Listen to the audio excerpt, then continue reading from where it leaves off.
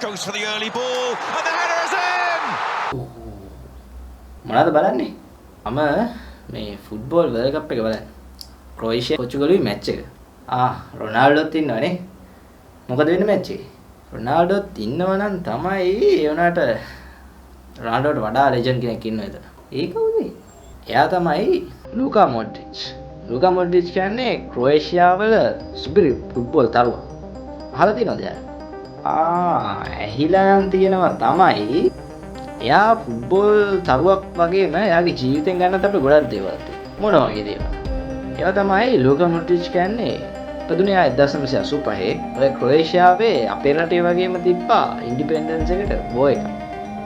ඔන්න ඒ කියන වෝ එක කාලේ තමයි එයාලගේ එයා ඉපදෙන්නේ. ඉතින් ඔය වෝ එකේ මේ කාලේදී මෙයාගේ එක මිතුරු පවුලේ කට්ටිය ඉඳිද්දි එයාගේ සීයා ජීවිතක්ෂයට පත් වෙනවා. ඉතින් එහෙම වෙලා ඊට පස්සේ මෙයා එක රෙෆියුජි කැම්ප්ස් වල ඒ වගේ තැන තමයි එහෙම හරි තැනක් තිබුණ නෑ මෙයාට ජීවත්. ඉතින් මෙහෙම ජීවත් වෙච්ච මොඩ්රිච් අන්තිමේ යා ෆුට්බෝල් ගහන්න එකතු වෙනවා. ඒ ෆුට්බෝල් ගහද්දී මෙයාට ලොකු ප්‍රශ්නයක් වෙනවා මෙයාගේ සයිස් එක. මම වගේම මිනිස්සෙක් තමයි එයා පොඩි මිනිස්සෙක්.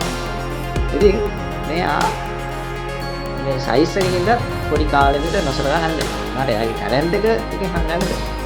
කොහරි අන්තිමේ මෙයා 2018 ක්‍රොේෂියාව වර්ල්ඩ් කප් ෆයිනල් එකට ප්‍රථම වතාවට ලීඩ් කරා.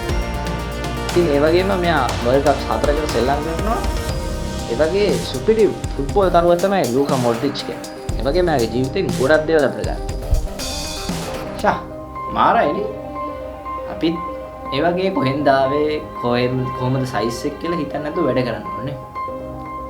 ඉතින් ඔයාලත් කැමතිද ලූකා මොඩ්රිච් වගේ දවසක සුපර්ස්ටාර් කෙනෙක් නැත්නම් ඒ වගේ සාර්ථක පුද්ගලයෙක්? අදම අපේ channel එක follow කරන්න.